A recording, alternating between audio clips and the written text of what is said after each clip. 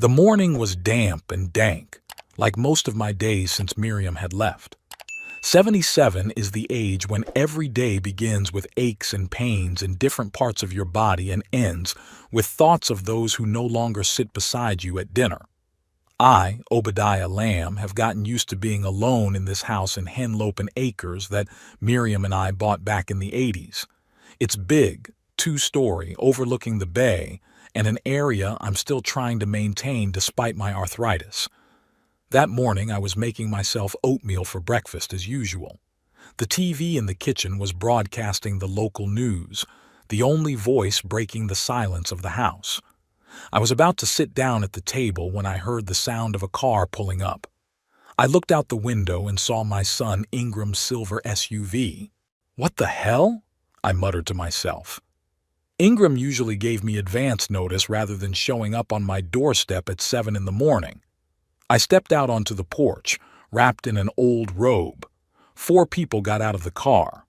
My son Ingram, his wife Beatrix, and my grandsons, Terrence and Alwyn. Beatrix immediately took charge of unloading the suitcases, not even bothering to say hello to me. "Daddy!" Ingram smiled strainedly as he climbed the stairs. "We thought we'd come to visit you." "With 6 suitcases?" I nodded at the trunk from which Terrence was pulling another bag. "We plan to stay for a while," Ingram answered, avoiding my gaze. "We're renovating, remember? I told you about it on the phone." I didn't remember anything like that. The last time we'd spoken was 2 weeks ago, and Ingram had only asked about my health and retirement. "How long do you plan to stay?" I asked bluntly. "A couple weeks, maybe a month," Ingram shrugged. "Don't worry, we won't bother you." He patted me on the shoulder and made his way into the house. Beatrix followed him, barely nodding at me, holding a fancy purse and a cell phone. "Hi, Grandpa," Terrence mumbled, walking past with 2 suitcases. "Hello, Grandpa." Alwyn, my granddaughter, at least tried to smile, but she was immediately staring at her phone. I was left standing on the porch, looking out over the bay and thinking that my peaceful life had just ended. It took me about 10 minutes to gather my thoughts and return to the house, which was already filled with other people's voices and smells. In the kitchen, Beatrix was dumping the contents of my refrigerator. "Obadiah, this cheese has been expired for 3 days," she exclaimed, showing me a package of cheddar. "And what is this horrible sausage? It has so many nitrates in it. You could die on the spot." I watched in silence as she threw away the groceries I had bought only 2 days ago. I wanted to say that I had lived to be 77 years old eating what I liked, but I held back. Ingram, meanwhile, was walking around the house, looking around the rooms and talking on the phone. "Papa," he said, coming back into the kitchen, "Beatrix and I will take the master bedroom, will you? You'll be more comfortable on the first floor so you don't have to go up the stairs." I felt something inside me clench. The master bedroom was the room where I'd slept with Miriam for 45 years. There were still her pictures standing there, her books lying around. "I'm quite comfortable in my bedroom," I replied, trying to speak calmly. "I take the stairs every day. It's good for my joints." "But Papa," Beatrix intervened, "you are 77. It's dangerous to climb stairs at your age. What if you fall at night when you go to the toilet?" "I have an upstairs bathroom," I objected, "and I've never fallen down the stairs in my entire life." "There's a first time for everything," Beatrix said. "Ingram, tell your father we're concerned for his safety." Ingram looked at me with that peculiar mixture of pity and irritation that I had begun to notice in his gaze in recent years. "Dad, please. It's only for a few weeks. Besides, the bedroom on the first floor is quite cozy." Cozy wasn't the word I'd used to describe the former guest room. There was a narrow bed, an old dresser, and nothing else. But I realized it was useless to argue. I nodded and went upstairs to gather my things. Moving into the small room took me all day. Not because I had a lot of stuff, but because every item in the master bedroom was connected to a memory. The picture of Miriam and me on the beach in Cape May, our wedding rings in a box on the dresser, her favorite vase that I never put away after she died. By the time I was done that evening, the house no longer looked like the one I'd lived in for the past 40 years. Beatrix had hung some modern paintings, arranged her knickknacks on the mantelpiece, and moved my photographs. The living room now held Ingram's huge suitcase, which he hadn't even bothered to put away. The grandchildren had taken over the second bedroom upstairs where my office used to be, and from there now came loud music and the sounds of video games. At dinner, which Beatrix had prepared from some organic produce she'd brought with her, I felt like a guest at my own table. Ingram and Beatrix were discussing their plans without even trying to include me in the conversation. "We have to repaint the kitchen," Beatrix said. "That awful yellow color looks so outdated." "But it's Miriam's favorite color," I objected. "She chose that paint herself." "Obadiah, that was 30 years ago." Beatrix rolled her eyes. "Nobody paints kitchens yellow now. I'm thinking light gray with accents of mint. This is my house," I reminded her, "and I don't plan on repainting it." "Dad," Ingram interjected, "we just want to freshen things up a little. It'll be good for the value of the house, too." "Are you planning to sell my house?" I felt anger rising inside. "Of course not," Ingram answered quickly, "but it's always wise to keep the property in good condition." I noticed the way he and Beatrix looked at each other. Something in that look made me feel uneasy. After dinner, the grandchildren quickly disappeared upstairs without even washing the dishes. I started to put the plates in the dishwasher, but Beatrix stopped me. "Obadiah, you're doing it wrong. The plates have to be rinsed first or the machine will get clogged." "I've been using this dishwasher for 15 years, I replied. "I know how it works." "Ingram," Beatrix turned to my son, who was sitting in the living room staring at his laptop. "Tell your father that he can ruin the machine." Ingram didn't even look up. "Dad, please do as Beatrix says. She's better at appliances." I walked silently out of the kitchen and into my new room. I sat on the edge of the bed, and for the first time all day I felt how tired I was. Not physically, emotionally. I pulled out of my pocket the picture of Miriam I always carried with me. "What would you do if you were me, darling?" I whispered, looking at her smiling face. The following days turned into a real ordeal. Beatrix established a new routine in the house without asking my opinion. Breakfast was now served at 8, not 7 as I was used to. My morning coffee was replaced by some herbal tea because caffeine is bad for your heart at your age, Obadiah. My favorite shows on TV were declared too loud and outdated. In their place, the living room now had endless reality shows that Beatrix watched or sports channels that Ingram switched to.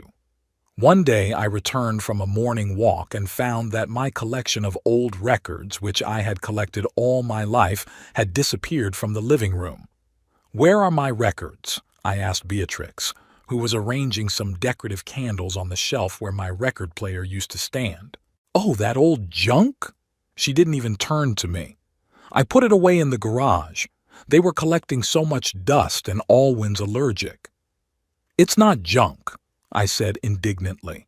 "Some of these records are rare editions. They're worth money." "Obadiah, nobody listens to records these days." She finally looked at me with that condescending smile I hated so much. "If you want music, Terrence can show you how to use Spotify." I left the house and headed for the garage. My records were piled in an old cardboard box, some of the envelopes crumpled. I carefully pulled them out, checking for damage. The first edition of Miles Davis's Kind of Blue that I'd bought back in the 60s, the Ella Fitzgerald albums that Miriam had loved so much, they were all piled carelessly like junk. I took the box to my room and hid it under my bed. At least there Beatrix wouldn't get to them. The grandchildren barely spoke to me. Terrence was constantly busy doing his own thing, either going to job interviews or going out with friends. Alwyn spent most of her time in her room, occasionally coming down to get something from the refrigerator. When I tried to talk to her about college or her plans, she would answer in one-word answers and quickly find an excuse to leave. One day I offered my help when she was working on some project for school. "I can help you with your research," I said. After all, I worked as a postal inspector for 40 years and know a thing or two about organizing information. Alwyn looked at me with that peculiar expression that young people have when they think an old man is hopelessly out of date. "Thanks, Grandpa, but I'll Google it," she replied, and went back to her laptop. A week after they arrived, I discovered that Beatrix had thrown out my old photo albums that I kept in the hall closet. "Why would you do that?" I couldn't believe my eyes when I saw the albums in the trash can in the backyard. "Obadiah, they were taking up too much space and we needed somewhere to store our stuff," she replied, without even apologizing. "Besides, all those old photos can be scanned and stored digitally. It's much more convenient that way." "These albums are my life," I said, pulling them out of the trash. "These are pictures of my parents, of my youth, of Ingram's early years." "Dad," Ingram intervened, who, as usual, showed up when the conflict had already started. "We're just trying to clean up. There's too much things." "Stuff?" I looked at him. "This is my house, and these things are my life. I didn't ask you to clean it up." "But you live alone," Ingram said with the same tone he'd used to talk to me when I was old. "It's hard for you to manage a house this big. We're just helping out." I took the albums to my room and added them to the growing collection of things I had to rescue from Beatrix. My little room was slowly becoming a repository for my life, which was being methodically purged from the rest of the house. That night, sitting on my narrow bed and flipping through the salvaged albums, I thought seriously about my future for the first time. It was obvious that Ingram and Beatrix weren't planning to leave in a couple weeks as they claimed. They were settling in, changing the house to suit themselves, gradually displacing me and my belongings. I felt like a ghost in my own home, whose footprints were being methodically erased. I looked at the picture of Miriam and I standing in front of this house the day we bought it. We were so happy then, full of plans and hopes. We imagined growing old here, sitting on the porch and watching the sunset over the bay. Miriam didn't live to see it. Cancer took her 5 years ago, and now I was in danger of losing the house we loved so much too. I couldn't let that happen. I had to find a way to maintain control of my life before it was too late. Everything changed one rainy Sunday, 2 weeks after my house had become someone else's territory. I was sitting in my room, as I usually had been for the past few days, rereading old letters to Miriam and listening to jazz from my phone through my headphones. Terrence had shown me how to use Spotify after all.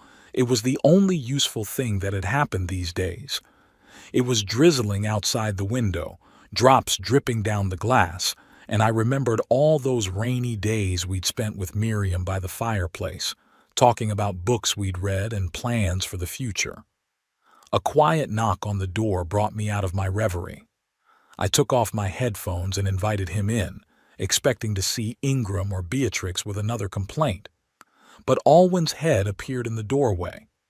"Grandfather, may I come in?" she asked tentatively. "Of course, come in." I was surprised and pleased. My granddaughter had rarely sought my company since they'd arrived. Alwyn entered and stopped awkwardly in the middle of the room, looking around. I noticed that it was the first time she'd seen what my home had become, a warehouse of salvaged items, memories, and things Beatrix had deemed outdated and unnecessary. "Wow," she said, looking at the stacks of books, albums, and record boxes. "I can see where all the stuff in the living room went." "Not all of it," I answered. "A lot of it your mother just threw away." Alwyn grimaced and sat on the edge of the bed. "Grandfather, I came to warn you." Something in her voice made me wary. "About what?" "I overheard my parents talking." She lowered her eyes. "Mom's decided her parents are moving here. Grandma Prudence and Grandpa Garth. They're selling their house in Rehoboth Beach." I felt a chill go through me. Even if the house had been twice as big, there wouldn't have been room for this crowd. But it wasn't just about space. Where do they plan to put them? I asked, though I already knew the answer. That's why I came. Alwyn fidgeted with the edge of her t-shirt. Mom and Dad think you'd be better off. Somewhere else. What other place? My voice shook, though I tried to stay calm. A home for the elderly, Alwyn squeezed out. They've already found some place in Lewes and put down a deposit. They say you'll be taken care of by professionals, and you won't have to worry about cooking and cleaning and all that. I felt the anger rising in me in a wave. Ingram and Beatrix were planning to evict me from my own home to make room for her parents. When are they going to tell me about this? I asked, trying to keep my voice steady. Tonight, Alwyn answered. They're waiting for Terrence to come back from his interview. They want the whole family together. Except for me, I suppose. I grinned bitterly. I'm not part of the family anymore, am I? Grandfather, don't say that, Alwyn objected. It's just, they think it's best for everyone. Mom says you can't live alone anymore and they're too busy to take care of you. Look after me. I rose from my chair, feeling a surge of energy from indignation. I've been taking care of myself for 77 years. I worked as a postal inspector for 40 years, raised your father, built this house with your grandmother Miriam. And now they think I'm an incompetent old man who should be put in a nursing home? Alwyn looked startled by my outburst. She'd never seen me in anger before. I took a deep breath, trying to calm myself down. I'm sorry, Alwyn, I said more quietly. I'm grateful you warned me. At least I'll have time to prepare. What are you going to do? She asked anxiously. I don't know yet, I answered honestly. But I'm not going to give up without a fight. In the evening, just as Alwyn had predicted, Ingram called a family council in the living room. I sat in my old chair, the only thing in the room Beatrix couldn't throw away because I refused to get up out of it when she tried to clean it, and watched the faces of my relatives. Ingram looked tense. Beatrix was tapping her foot impatiently on the floor. Terrence was staring at his phone, pretending he wasn't here, and Alwyn was avoiding looking me in the eye. Dad, Ingram began after a long pause, we want to talk to you about the future. My future, I clarified, looking him straight in the eye. Or the future of this house. Ingram hesitated, but Beatrix took the initiative. Obadiah, she said in that tone one uses with a cranky child. We can all see that you are finding it hard to live alone. You forget to take your medication. You don't eat properly. Your house is in a state of disrepair. We're worried about you. Really? I couldn't help but be sarcastic. I thought you were worried about where to put your parents, Beatrix.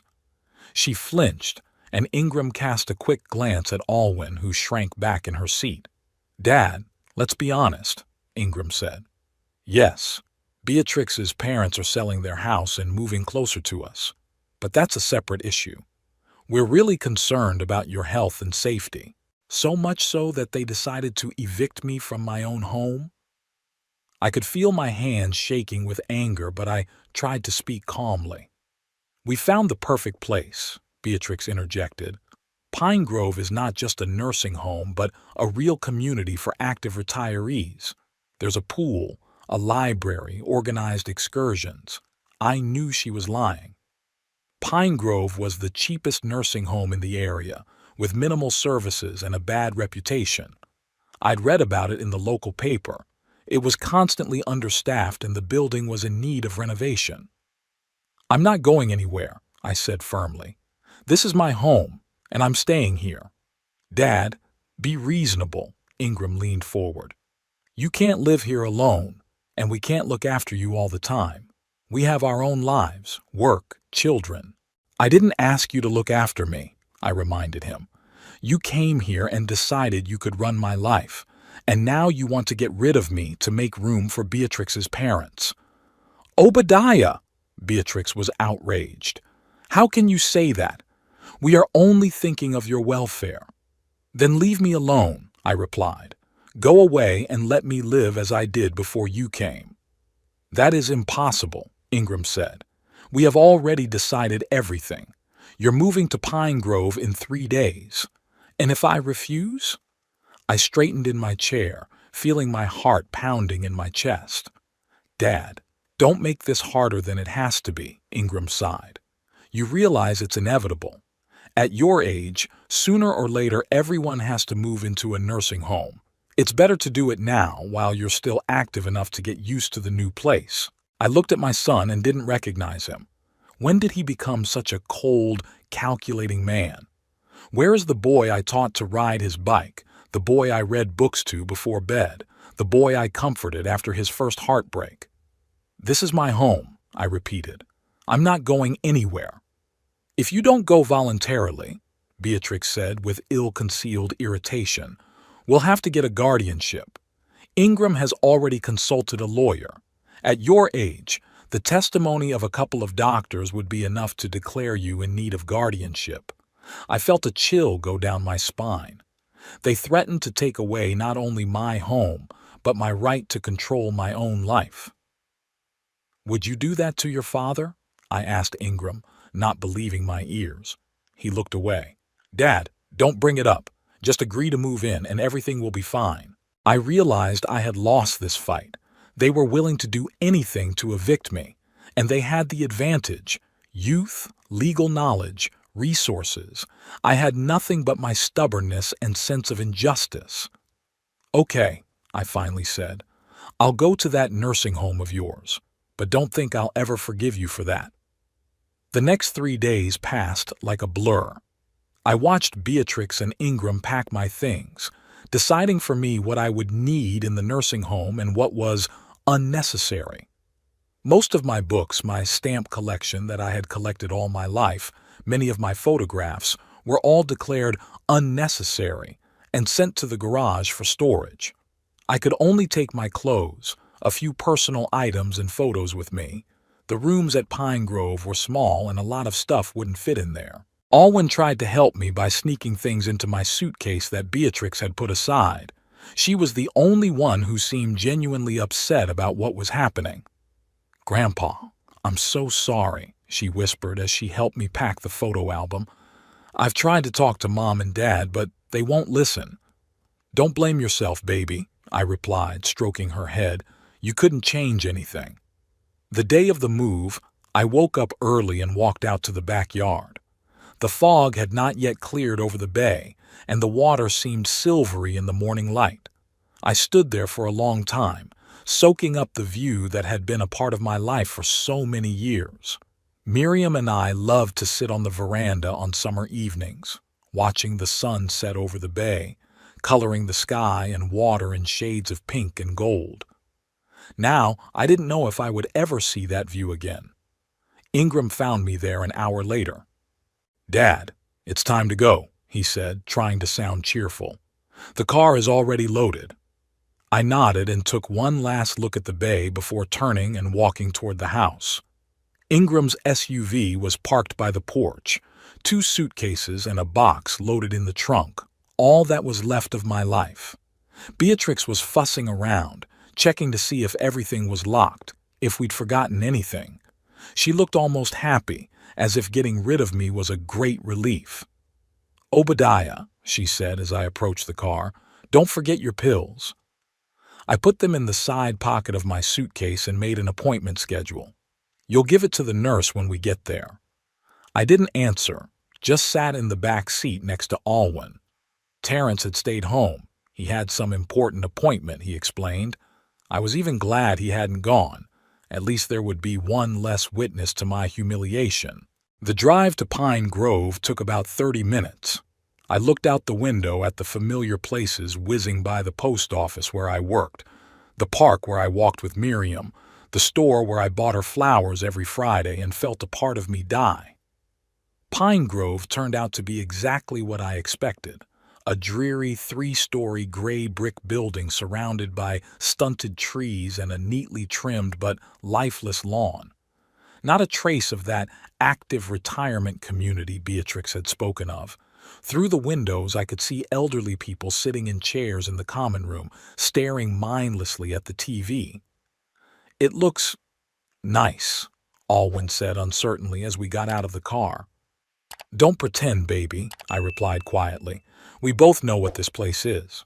We were greeted by the receptionist, a full middle-aged woman with a strained smile and tired eyes. She walked us through the check-in process, showed us to my room, a small space with a narrow bed, nightstand, and closet, and handed us a schedule of meals and medications. Dinner is at 17:30, she said, looking into her papers, not at me. Don't be late or you'll have to wait until breakfast. Ingram and Beatrix helped me put my things away, which took only a few minutes, so few were there. Then came the moment of farewell. Papa, Ingram looked awkward, we'll be visiting you. Maybe not right away. We need to help Beatrix's parents with the move, but we'll definitely come soon. I didn't answer. What could I say? That I didn't want to see them. That betrayal was unforgivable. That they had ruined my life for their own convenience. Alwyn hugged me tightly, and I felt her tears wet my shirt. I'll come visit you, grandfather, she whispered. I promise. I know, baby, I replied, stroking her back. Take care of yourself. When they left, I sat on the edge of the bed, and for the first time in a while, I let myself cry. Tears streamed down my cheeks as I stared at the bare walls of the strange room that was now my home. The first week at Pine Grove was the worst week of my life. The food was bland, the regimen was oppressive, and the community was depressing. Most of the residents were significantly older than me or had serious health problems.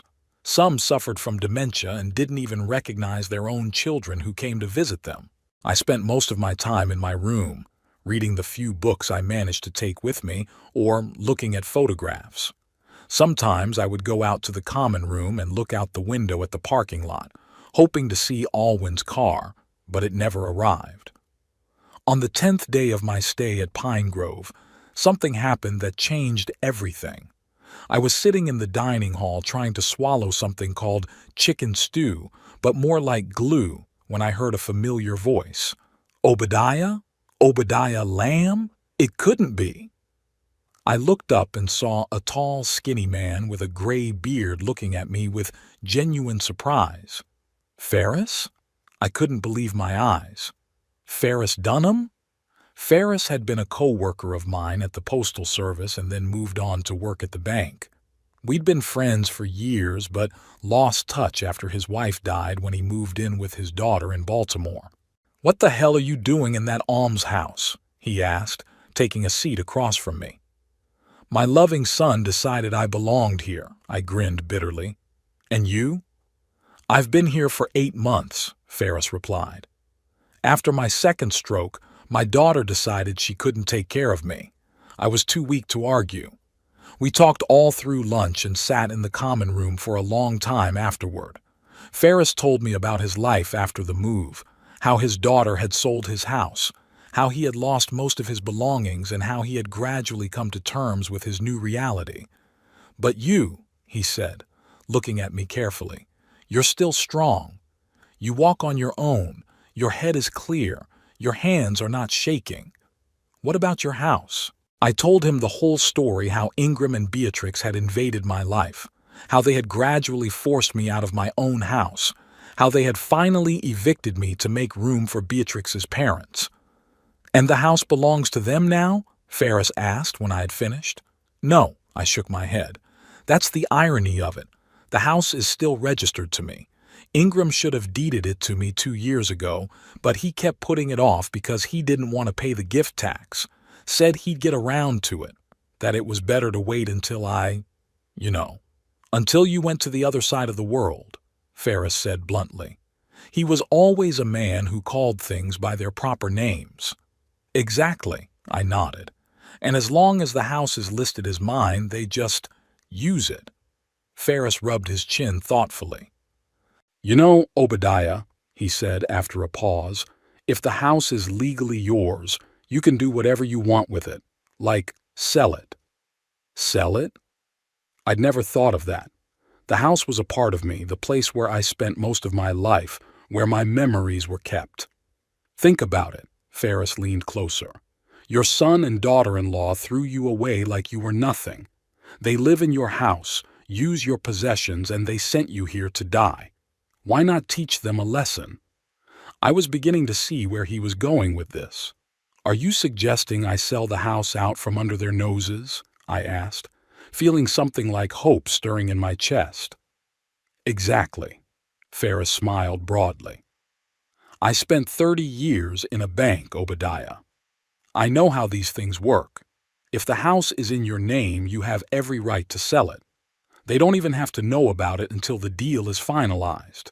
I pictured Ingram and Beatrix's faces when they found out they could no longer live in my house.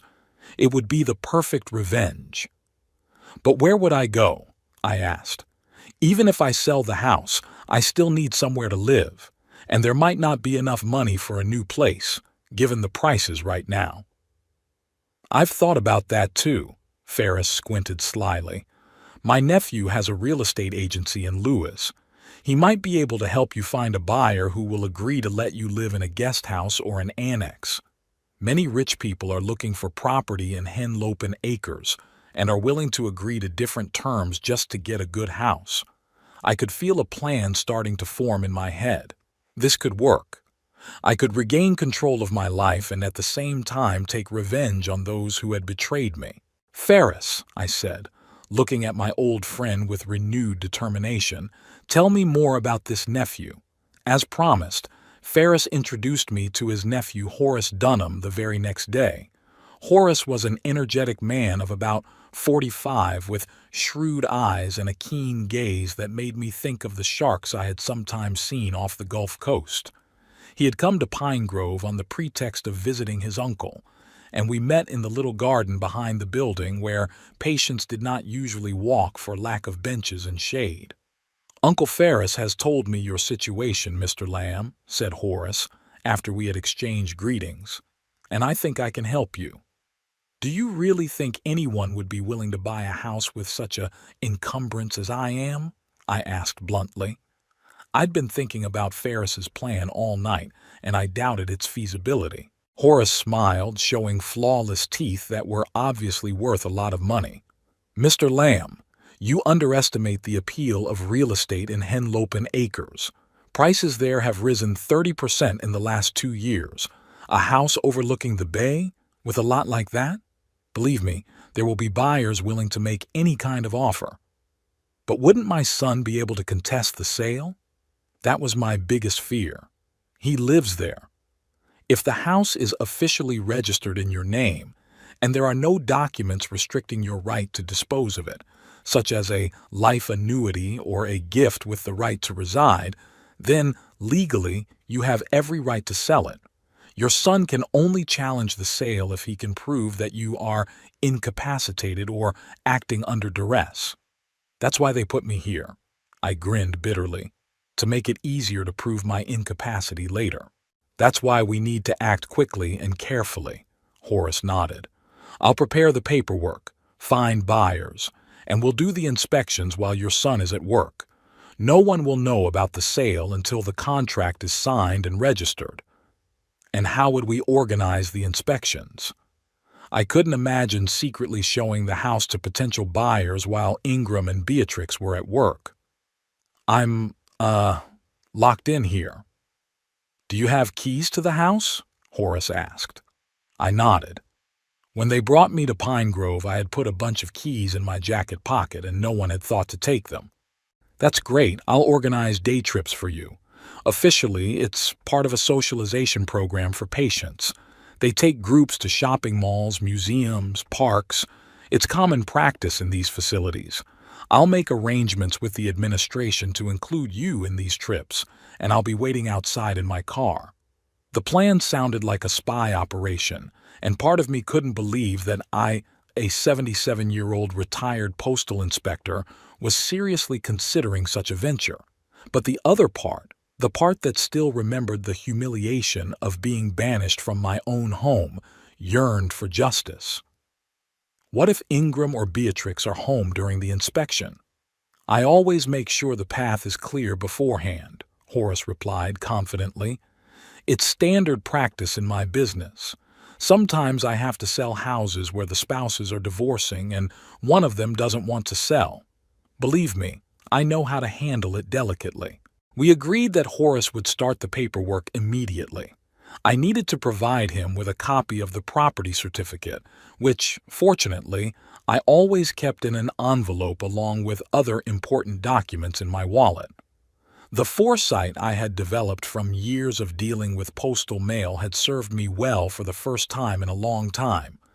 3 days later, Horace called me on the Pine Grove phone and informed me that the paperwork was ready. The house was for sale, no address, just neighborhood and features, and there were several interested buyers. "You have your first tour tomorrow, Mr. Lamb," he said. "I've made arrangements with the administration. You'll be marked for a trip to the Botanical Gardens." "Horace," I lowered my voice, though there was no one else in the room, "aren't you afraid that this is, well, not quite legal? I mean, cheating the administration, secret meetings." "Mr. Lamb," he sounded absolutely certain, "you're a fully capable citizen temporarily residing in a care facility. You have the right to privacy and to manage your property. If the administration thinks you're traveling to look at cacti, but you're instead touring your property with potential buyers, that's your right. No one is keeping you under house arrest." His words gave me confidence. Indeed, I had done nothing illegal. I was simply disposing of my property as I saw fit. The next day I put on my best and only suit, which Beatrix had allowed me to bring with me, and joined a group of elderly people waiting for a bus to go to the Botanical Gardens. When the bus pulled up, I discreetly separated from the group and made my way to a black sedan parked around the corner of the building. "Nice day for a real estate tour, isn't it?" Horace smiled as he opened the car door in front of me. On the way to my house, Horace told me about the first potential buyer, a middle-aged couple from New York looking for a vacation home. "They're willing to pay a good price, but they want to completely remodel the interior. This means that all of your stuff left in the house will have to be moved out." "Most of my things are already in the garage thanks to Beatrix's efforts," I said bitterly. "Ingram promised they'd keep them for me, but I doubt they'll fulfill that promise." "We could include a clause in the contract about keeping and giving you the personal effects," Horace suggested. "Or we could arrange for removal before the deal is finalized." When we arrived at the house, Horace drove by first, scrutinizing the lot. "Your son's car is gone," he noted, "but there's another car in the driveway." Beatrix must be home, I felt disappointed, or her parents had already moved out. "Let's check it out." Horace pulled out his cell phone and dialed a number. "Hello, this is Clean Stream Plumbing. We've received a request for a plumbing inspection in your neighborhood. Is someone going to be home in the next 2 hours?" He listened to the answer and smiled at me. "I see. Thank you very much. Then we'll come tomorrow." He disconnected. "No one's home. It's a neighbor's car. They left it in your driveway while their own was being repaired." The woman who answered the phone said everyone was gone for the day. Your son at work, your daughter-in-law and her parents at a furniture store in Rehoboth Beach, picking out new bedroom furniture. "For my bedrooms," I clarified, feeling anger rising inside. "Don't worry, they'll be picking out furniture for a whole other house soon." Horace winked and turned the car around. "We have about 3 hours before they get back. More than enough time to look around." A couple from New York. The Websters were waiting for us nearby, at a coffee shop. They were exactly as I'd imagined, groomed, self-assured, with that peculiar expression on their faces that comes from people who are used to getting what they want. Mrs. Webster looked at the house with the meticulousness of a man who is willing to spend a lot of money and wants to get the perfect product for it. "It's not a bad layout, but it's so outdated," she said, running her finger along the kitchen countertop. "We're going to have to completely remodel the kitchen, and the bathrooms too." "The view of the bay is great," Mr. Webster said, looking out the living room window. "And the lot is big enough. We could build a pool." I watched in silence as strangers discussed the future of my home, planning to tear down and rebuild the rooms where most of my life had been spent. It was painful, but also liberating. I began to realize that home is just walls and a roof. Real memories live inside me and no one can take them away or rebuild them. The Websters stayed in the house for about an hour, asking many questions about utilities, the age of the roof, and the condition of the foundation. Horace answered professionally, occasionally turning to me for clarification. At the end of the inspection, Mrs. Webster turned to me. "Mr. Lamb, your agent mentioned that you would like to retain the right to stay in the guest house, but I don't see a guest house here." "It's not here yet," I admitted, "but there's plenty of room on the property to build one." She frowned. "I'm afraid that complicates things. We were planning to use the house for vacations, not to share the lot with," she faltered, not wanting to say the obvious, "an elderly person." "I understand," I nodded. "Maybe we're not right for each other." On the way back to Pine Grove, I shared my doubts with Horace. "Maybe the guest house idea isn't realistic. Who would want to buy a house with that kind of encumbrance?" "The Websters aren't the only potential buyers," Horace said confidently. "Tomorrow, we have an appointment with another client who I think would be a better fit. He's not just looking for a vacation home, but plans to move to Henlopen Acres permanently." The next day brought another field trip, this time officially to the local history museum. Horace was again waiting for me around the corner and we drove to the house, making sure no one was there beforehand. Thornton Barrington was nothing like I'd expected. Instead of the typical rich businessman in an expensive suit, I saw a tall, trim man of about 55, dressed in simple slacks and a shirt with the sleeves rolled up. His graying temples and tanned face with wrinkles in the corners of his eyes showed a man used to spending a lot of time outdoors. "Mr. Lamb," he shook my hand firmly, "it's a pleasure to meet you. Horace told me your story and I admire your determination."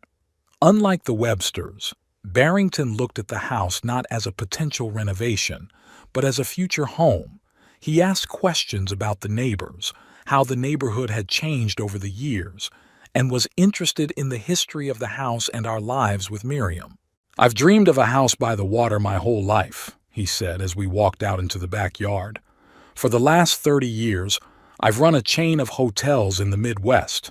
Started with one motel that I inherited from my father and gradually expanded the business. Last year, I sold the company to a major corporation, and now I can afford to live where I've always wanted to live." "And you're not uncomfortable with the guest house clause?" I asked bluntly. "Not at all," Barrington smiled. "You know, Mr. Lamb, when I was a boy, my grandfather lived with us. He had a small annex to the house, just one room with a bathroom and a tiny kitchen. But the place was magical to me. My grandfather told me stories about the war, taught me how to fish, showed me how to fix different things. When he was gone, I missed him and those times very much." He looked around the lot, calculating something in his mind. "Here, in the far corner, you could build a nice guest house, with a separate entrance but close to the main house. 2 bedrooms, living room, kitchen, maybe even a small terrace overlooking the bay. What do you think?" "It sounds almost perfect," I admitted, trying not to show how touched I was by his words. "I'm not suggesting you be my grandfather," Barrington laughed, noticing my embarrassment. "But I do appreciate life experiences and stories. And I also like the idea of having someone in the house who knows its history, who has cared for it for years. It gives a place soul, you know?" I did. And for the first time since Ingram and Beatrix showed up on my doorstep with suitcases, I felt hopeful. After the inspection, Barrington made an offer that exceeded the market value of the house by 15%, on the condition that he would build me a guest house to my specifications and I would have the right to live there for life. In addition, he insisted on including a clause in the contract to ensure that I have access to all my personal belongings stored in the house and garage until the deal is finalized. "I want it to be fair," he said. "Your son and daughter-in-law have done you an injustice, but I don't want our deal to be marred by any legal disputes in the future." Over the next week, Horace organized several more tours, during which Barrington and I discussed the details of the deal and met with a lawyer who helped draft and review all the documents. Barrington even brought in an architect to discuss the plans for the guest house. "Construction will take about 3 months," the architect said, showing me the preliminary sketches. "But you'll love the result. The house will be completely self-contained with its own heating and air conditioning system, a modern kitchen and a bathroom adapted for your age." I looked at the blueprints and I thought I could see my future, not a dull room in Pine Grove, but a cozy house overlooking the bay where I could spend my remaining years with dignity and comfort. Finally, 2 weeks after our first meeting, all the paperwork was ready.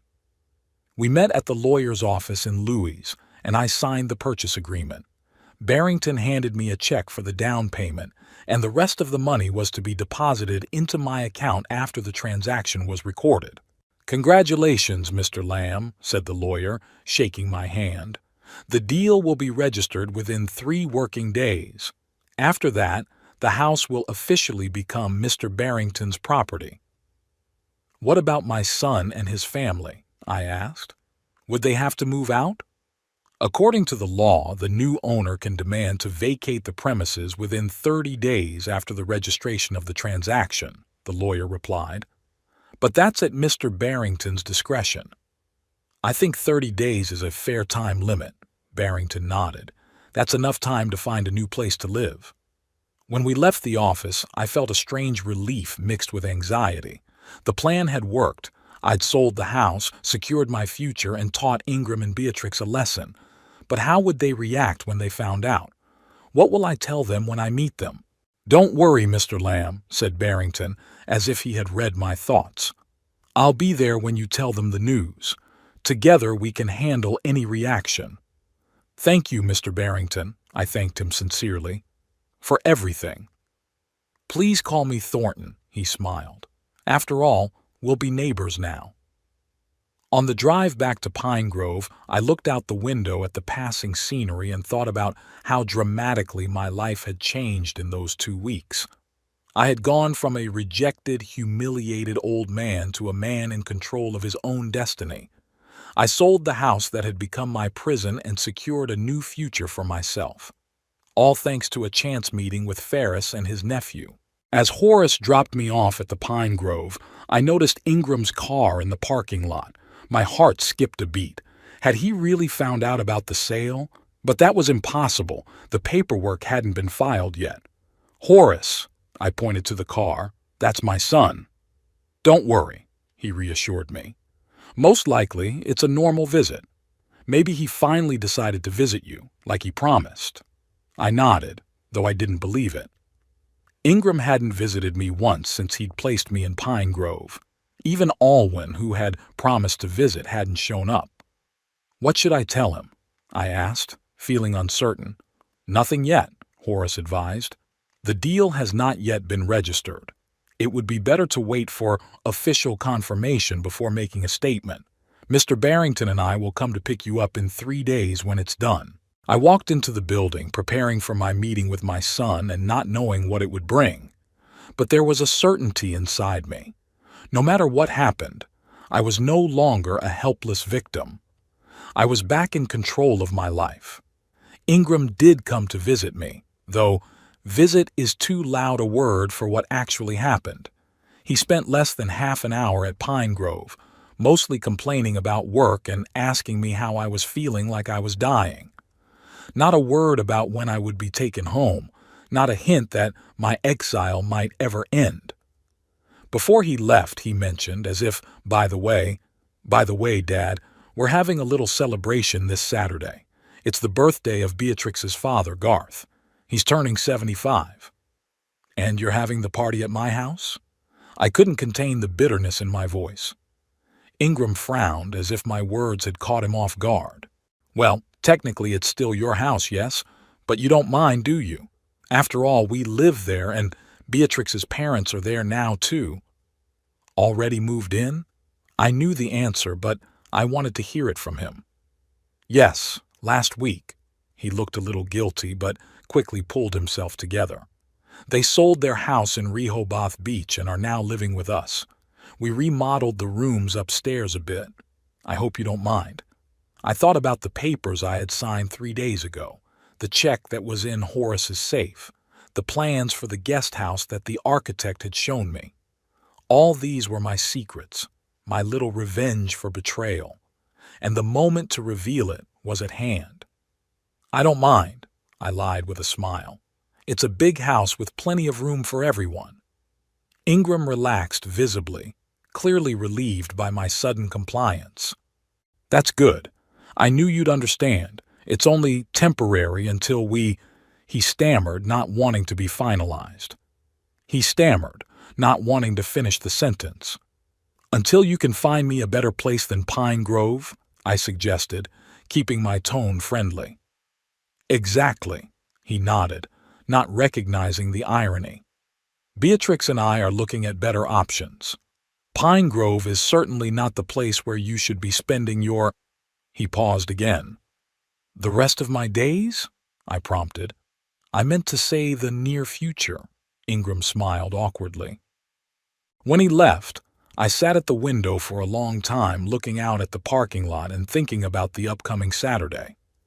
Horace had promised that the paperwork would be filed by Friday, and Thornton and I had planned a visit on Saturday morning. But now that I'd heard about the party, I thought it might be even better to announce the news in front of all the guests. Let Ingram and Beatrix experience the same public humiliation I had experienced when I was evicted from my own home. I called Horace from Ferris's phone and told him about the conversation with my son. It could be good for us, Horace agreed after a moment's thought. If all the guests are already in the house, it will be harder for Ingram and Beatrix to make a scandal. They'll want to save face. How do we explain my appearance? I asked. They didn't invite me to the party. Mr. Barrington can call ahead and say he wants to see the house as a potential buyer. They don't know it's already sold. Let's say it's urgent, that he flew in from out of town and can only make time on Saturday. It was a risky plan, but I liked it. For the first time in a long time, I felt a rush of adrenaline and excitement, feelings that I thought had forever left me as I got older. Friday came and went, and with it the last formalities of the paperwork. Horace called me that evening and confirmed that the deal was officially registered. The house was no longer mine. It belonged to Thornton Barrington. I called your son, Horace said.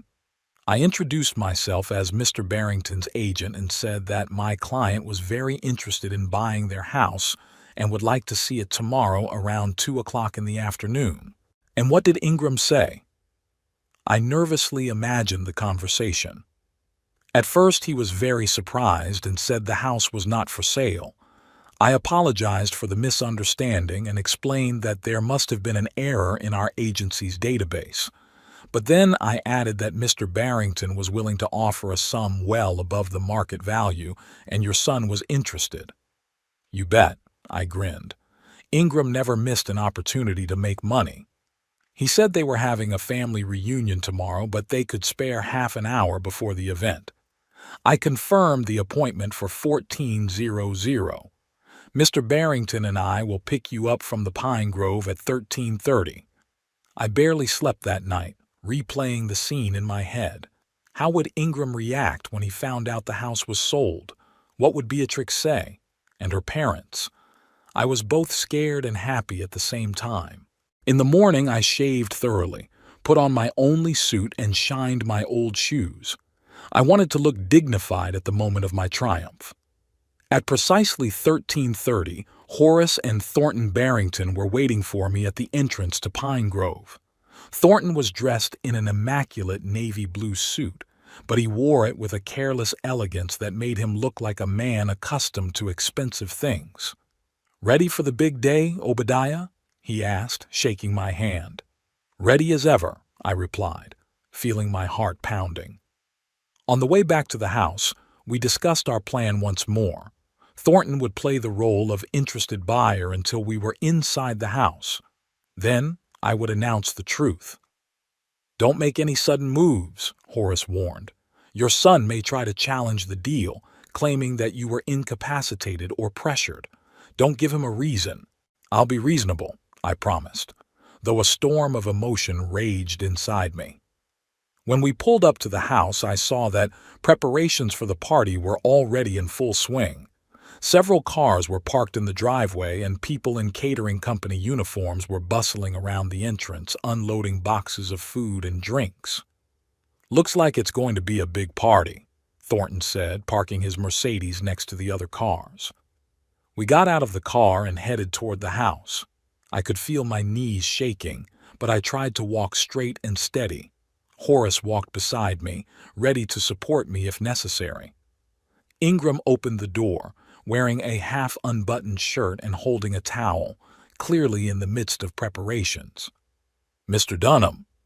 He held out his hand to Horace. "Thank you for telling me you were coming. We're having a celebration tonight, so there's not much time." He paused, noticing me standing just behind Horace and Thornton. His eyes widened, and the hand he held out for a handshake froze in midair. "Papa?" He looked as if he'd seen a ghost. "What are you doing here?" "Hello, Ingram." I tried to make my voice sound calm and confident. "I've come to visit my home, or rather, my former home." "What are you talking about?" Ingram looked from me to Horace and Thornton, clearly trying to figure out what was going on. "Allow me to introduce myself." Thornton stepped in, extending his hand. "Thornton Barrington, the new owner of this house." "The new what?" Ingram shook the outstretched hand, but his face was full of bewilderment. "Ingram, who is it?" Beatrix appeared from the back of the house, dressed in an elegant dress with her hair and makeup done. She froze when she saw me. "Obadiah." "What's going on?" "Why don't we go inside and discuss it?" Horace suggested. "I'm sure neither of us wants to attract unnecessary attention." Ingram stepped back silently, letting us into the house. Inside, everything was ready for the party.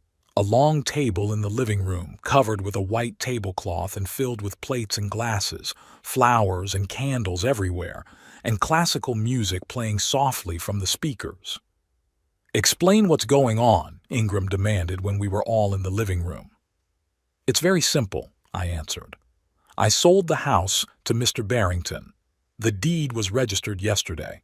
You must vacate the premises within 30 days. There was a deafening silence. Beatrix looked at me as if I had just announced that I had come from Mars. Ingram slowly turned pale, and then his face began to blush. "Is this some kind of joke?" His voice shook with restrained anger. "You couldn't sell the house. You're in a nursing home. A fully capable citizen with the right to dispose of his property," Horace finished for him. "The house was in Obadiah Lamb's name, and there were no legal restrictions on its sale." "That's impossible," Beatrix shook her head. We live here. My parents sold their house to move here. What's going on here?" An elderly couple, obviously Garth and Prudence Pollock, entered the living room. Garth was a tall, gaunt man with a military bearing, and Prudence was a small but bossy-looking woman with carefully styled gray hair. "Who were these people?" "Mom, Dad." Beatrix turned to them, her voice trailing off. "This is Obadiah, Ingram's father. He says he sold the house." "Sold it?" Prudence looked at me in disbelief. "How could he sell the house while he was in a nursing home?" "Through a realtor, like they usually sell houses," I replied, not holding back on the sarcasm. "Look," Ingram tried to pull himself together. "There must have been a misunderstanding. My father, he doesn't quite know what he's doing. He's old. He has moments of confusion. Stop it, Ingram." My voice was firmer than I expected. "You know perfectly well that I am of sound mind. You and Beatrix evicted me from my home to put her parents here. You sent me to Pine Grove, a place that looks more like a warehouse for unwanted old people than a decent place to live. You didn't even visit me except once when you needed to report on a party, which I wasn't invited to, by the way. We were going to get you out of there," Ingram objected. "I just needed some time to get settled to help Beatrix's parents." "Don't lie to me," I shook my head. You never planned to take me away. I became an inconvenience and you got rid of me.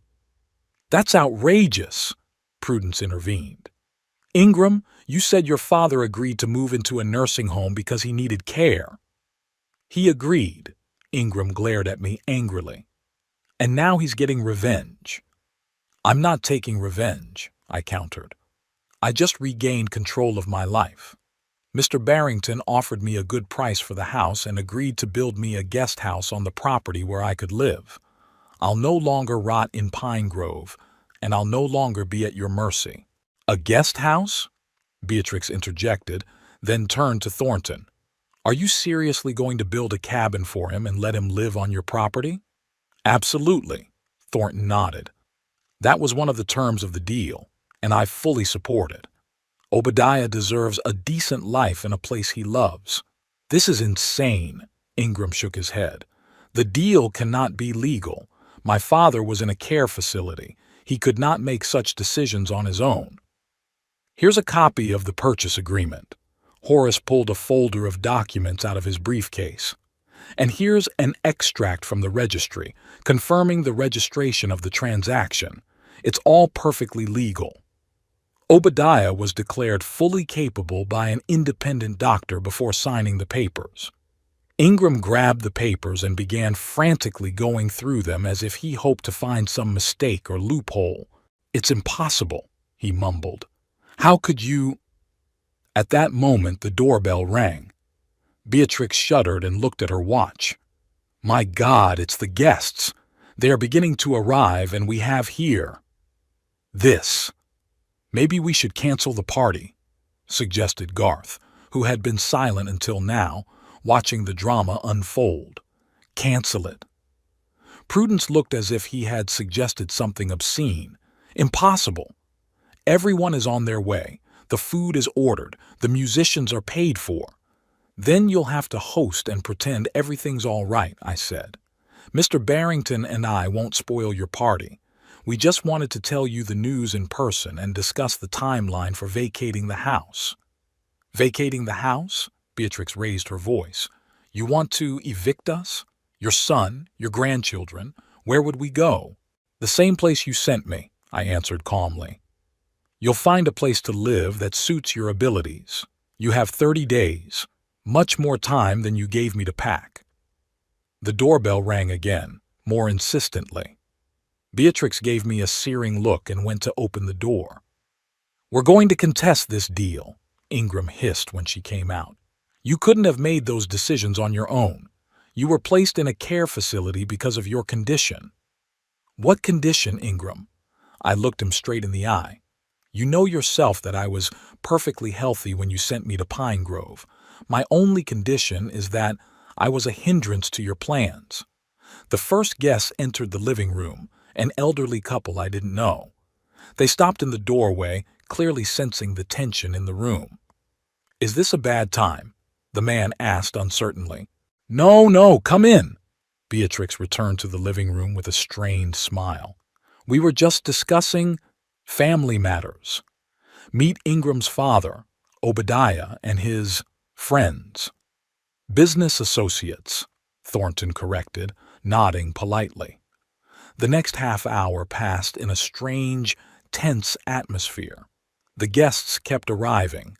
Beatrix and Ingram tried to pretend that everything was all right, but their fake smiles and nervous glances betrayed the true state of affairs. Prudence was whispering arguments with Garth in the corner of the room, occasionally throwing angry glances at me. I watched it all with a feeling close to satisfaction, not gloating, no more like relief that justice had finally been served. They had thrown me out of my life as a waste, and now they were facing the same uncertainty themselves. Finally, when there were about 20 guests in the house, Thornton came to me. I think our message has been delivered, he said quietly. Shall we leave them to digest the news? I nodded, feeling suddenly tired. The emotional strain of the last few hours had taken its toll. Thornton, Horace, and I headed for the exit. Ingram intercepted us at the door. This isn't over, he said, lowering his voice so the guests wouldn't hear. I will fight for this house. You can't just throw us out on the street." "I'm not throwing you out on the street," I replied calmly. "You have 30 days to find a new place to live, and unlike you, I'm not forbidding you to take all your things." "You'll regret it," he said, his eyes openly threatening. "I've already regretted a lot of things, Ingram," I said, feeling my heart clench. "I regretted not seeing the man you'd become. I regret letting you and Beatrix manipulate me. But I will never regret taking back control of my life." I left the house without looking back. Thornton and Horace followed me. When we got into the car, I finally let myself breathe. "Are you all right, Obadiah?" Thornton asked, looking at me with concern. "Yes," I replied, surprised at how truthful my answer was. "I'm fine." For the first time in a long time, I was really okay. As we drove away from the house, I saw Ingram standing on the porch in the rearview mirror, staring after us. His face was contorted with anger, but behind that anger I could see fear, the fear of a man who had suddenly lost control of the situation and didn't know what to do next. It was exactly the feeling I had experienced when they had taken me to Pine Grove. And while I didn't consider myself a vengeful person, I couldn't help but recognize that in that moment the circle had closed. "Where to now?" Horace asked, pulling out onto the main road. "To Pine Grove," I replied. "I have to pack. And then I'll be waiting for my new house to be ready." "Don't worry about the timing," Thornton said. "I've already contacted the contractors. We'll start building the guest house next week. In the meantime, you can move into the hotel at my expense, of course." "Thank you," I looked at him gratefully, "for everything." As we drove back to Pine Grove, I thought about the look on Ingram and Beatrix's face when they found out the house had been sold, about the panic in Prudence's eyes when she realized they would have to move again, about the ruined holiday they had planned in my, now former, home. I didn't feel schadenfreude, no, but I felt satisfaction that I had done them justice. They wanted to get rid of me, write me off, forget me, but I had shown them that I was still a force to be reckoned with. A new chapter of my life was ahead, in a small but private house, overlooking the bay I loved so much. No neglect, no humiliation, no having to obey other people's rules. I smiled at my thoughts. Perhaps 77 years isn't so long when there is so much to live for ahead. The days following our visit to the party turned into a real war. Ingram called me at Pine Grove several times a day, alternately threatening lawsuits and begging me to come to my senses. He hired a lawyer to try to find loopholes in the purchase agreement, but Horace was too experienced to make mistakes in the deal. "Dad, you don't realize what you're doing," Ingram said during one of the calls. "You've left us homeless. Where are we going to go now? We have children. We have Beatrix's parents." "You have good salaries," I answered calmly. "You can rent an apartment or a house like millions of other people do." "But the house was practically ours," he sounded indignant. "You promised to leave it to us as an inheritance." That phrase opened my eyes to the real reason for his anger. It wasn't that they had no place to live, Ingram and Beatrix could afford to rent or even buy a house. It was that they already thought of the house as theirs, already planned what they would do with it after I died, and I ruined their plans. "I never promised to leave the house to you," I reminded them. "I said I would make sure my estate was divided fairly between you and your sister. Abby, my daughter, lived in Oregon and visited me infrequently, but she always called at the holidays and sent pictures of her grandchildren. She had no claim on the house and never tried to interfere in my life. I decided long ago that she would get an equal share of my inheritance, although Ingram always felt he should get more since he took care of me." "Abby doesn't even visit you," Ingram exclaimed. "She lives on the other side of the country and comes once every 5 years. "At least she didn't send me to a nursing home to make room for her family," I countered. After that conversation, Ingram changed tactics. 2 days later, Beatrix and her grandchildren arrived at Pine Grove. Terrence looked annoyed and showed he'd been forced to come, but Alwyn seemed genuinely happy to see me.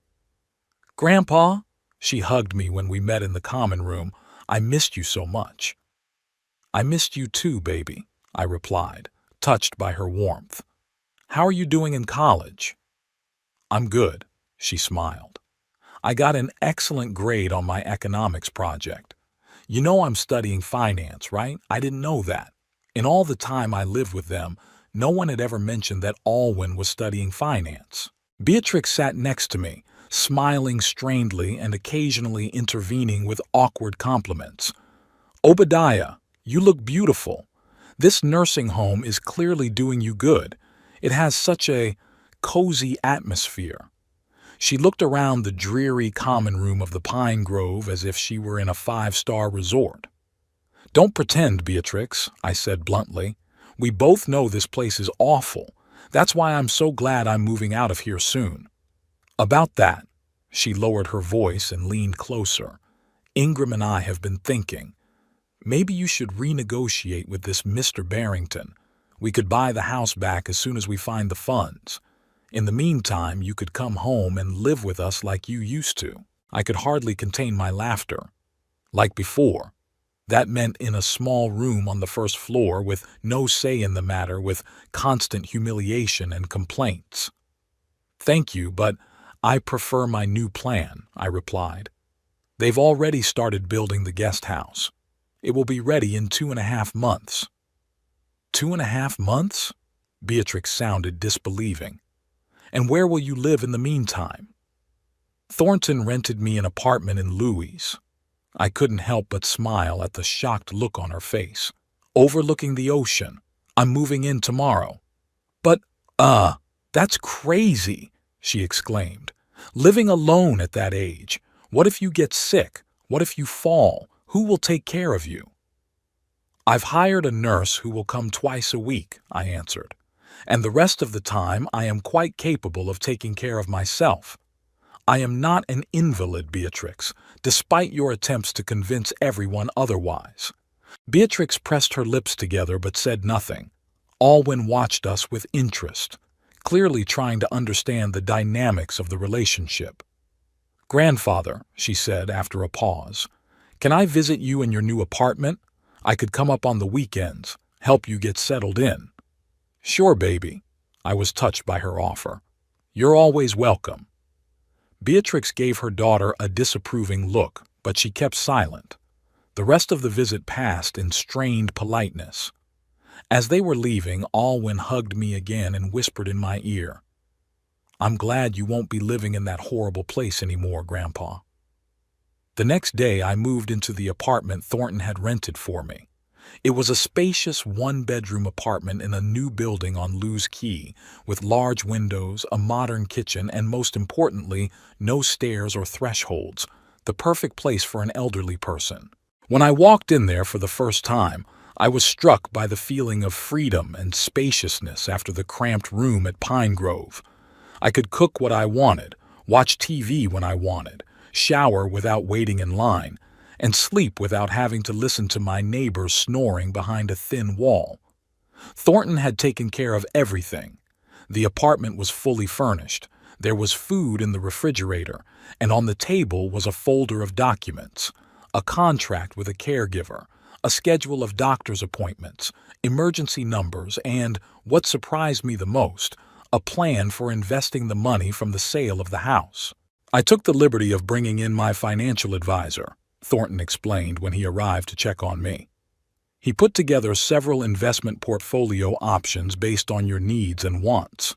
Nothing risky, mostly safe bonds and dividend stocks, but the income would be steady, more than enough to live comfortably." I was struck by his concern. Thornton didn't treat me as a burden or a second-class person because of my age, but as an equal whose opinions and desires mattered.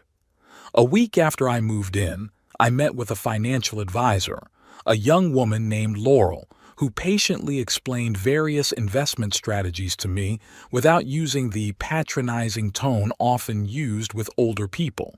"Mr. Lamb, with the amount from the sale of the house and your current savings, You can afford a very comfortable lifestyle, she said, showing me charts and tables. If we put the bulk of the money in this portfolio, you'd be earning 3 times your current expenses each month, and that's without taking into account your pension.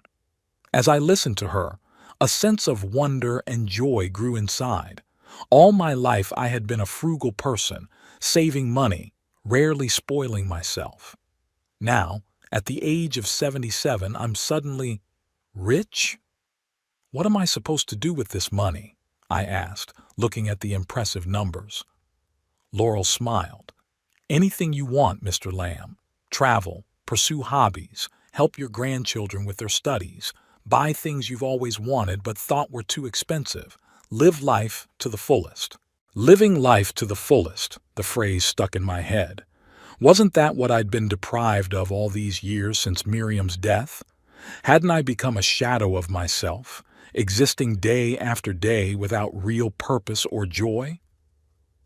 That same evening, I sat down and made a list of things I had always wanted to do, but had put off for lack of money, time, or courage. A trip to Europe, where Miriam and I had always dreamed of visiting, a cruise in the Caribbean, photography courses. I've always loved photography, but never learned it professionally. A new closet. My suits went out of style a long time ago. A visit to a good restaurant at least once a week. Miriam always said that life is too short not to spoil yourself with a good meal. Looking at this list made me feel alive for the first time in a long time.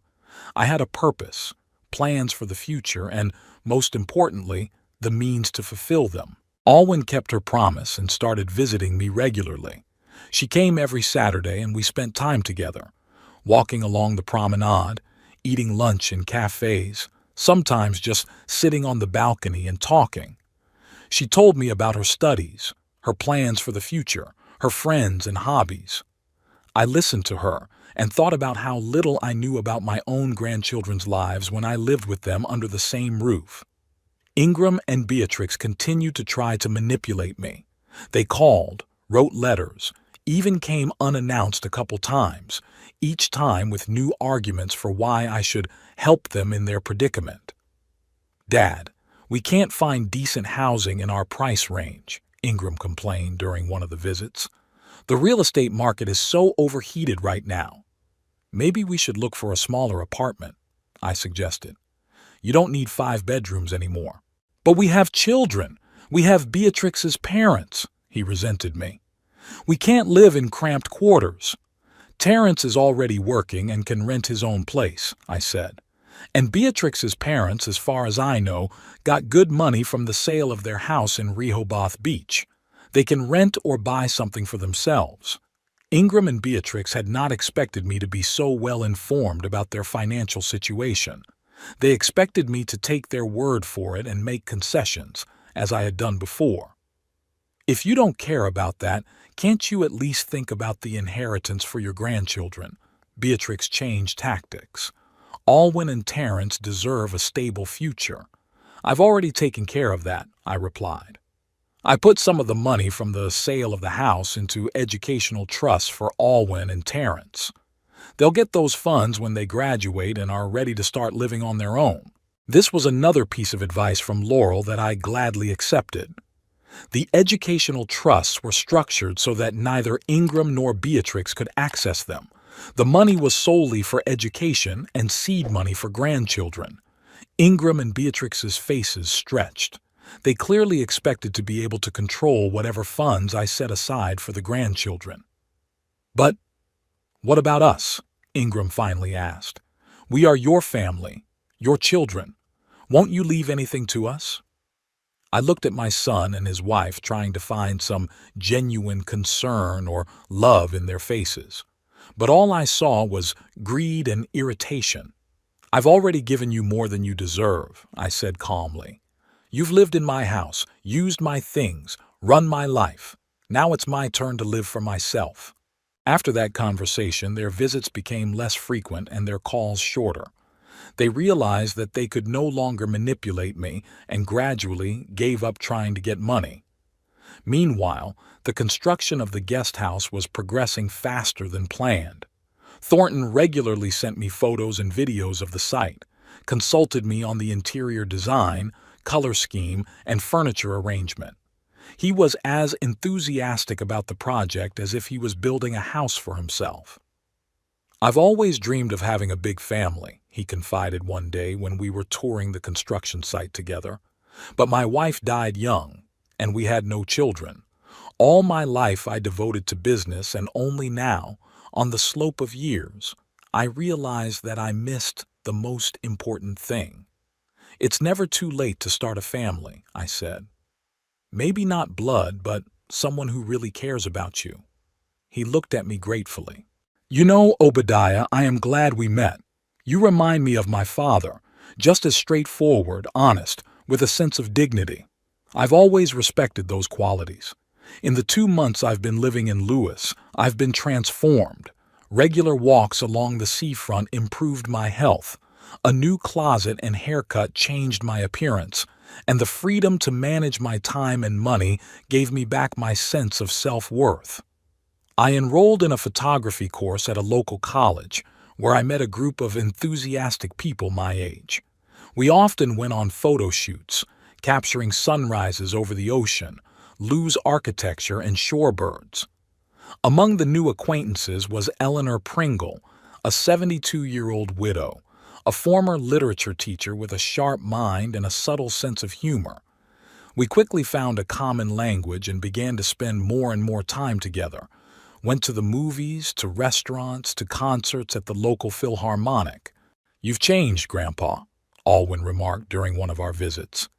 "It's been a long time since I've seen you so happy." We were sitting in a cafe on the waterfront enjoying Saturday brunch. I'd just shown her the pictures I'd taken at dawn, the misty beach, the seagulls hovering over the waves, the fishermen's boats heading out to sea. "I feel different," I admitted. It was as if I had lifted a heavy weight off my shoulders that I hadn't realized I was carrying. "Daddy and Mommy weren't fair to you," she said quietly. "I knew it, but I was afraid to contradict them. I'm sorry for that." I took her hand. "You have nothing to apologize for, baby. You were a child dependent on your parents. No one expected you to stand up for me. But I could have at least visited you at Pine Grove." Tears glistened in her eyes. "I promised, but I didn't come once. You're here now," I smiled. "That's the main thing." Our conversation was interrupted by my phone ringing. It was Eleanor, inviting me to a poetry night at the local library. I accepted, and when I finished talking, I noticed that Alwyn was looking at me curiously. "Who is it?" she asked with a slight smile. "A friend," I answered, feeling myself blush like a teenager. "Eleanor Pringle. We met on a photography course. Just a friend." Alwyn raised an eyebrow.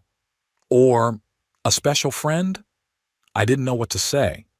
Eleanor and I had never discussed our relationship, but lately I'd often found myself looking forward to our meetings, noticing how she dressed, how she styled her hair, what perfume she used.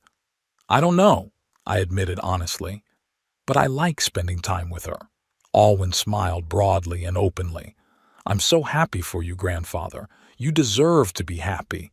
In early June, almost 3 months after selling the house, the guest house was ready. It exceeded my expectations. Spacious, bright, with large windows and a view of the bay, with comfortable furnishings and all the necessary adaptations for someone my age. Handrails in the bathroom, no thresholds, wide doorways for the possible use of a walker or wheelchair in the future. Thornton threw a small housewarming party to which he invited Ferris and his nephew, Alwyn, my nurse Martha, Eleanor, and some new friends from photography courses. Ingram and Beatrix were not invited, though I knew they still lived in Henlopen Acres, having rented a house nearby. Standing on the terrace of my new home, with a glass of champagne in my hand, surrounded by people who were genuinely happy for me, I felt an extraordinary peace. The bay stretched out before me, just as it had 40 years ago when Miriam and I had first seen the view.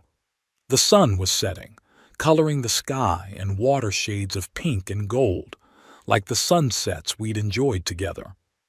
To new life, Thornton said, raising his glass. To a new life, echoed everyone in the room. Eleanor stood beside me, her hand lightly touching mine.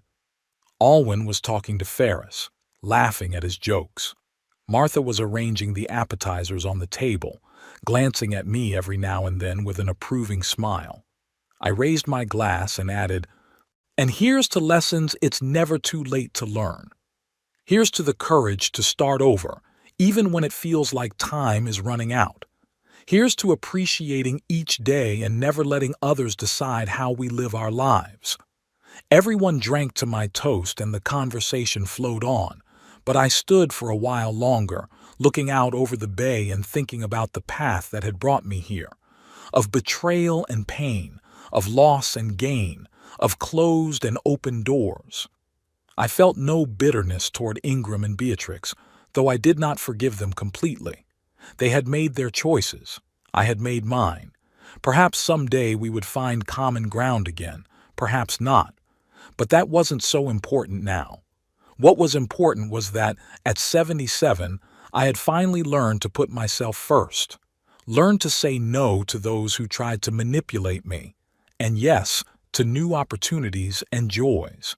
I learned to live in the present moment, not in the past or the misty future. Eleanor touched my arm quietly. "What are you thinking about, Obadiah?" I looked at her. A beautiful woman with intelligent eyes and gray hair arranged in an elegant style, and thought that life is indeed full of surprises. "About how it's never too late to start a new chapter," I replied, squeezing her hand. "And how grateful I am to fate for everything, even the hard times. They've brought me here, to this moment, and you know what?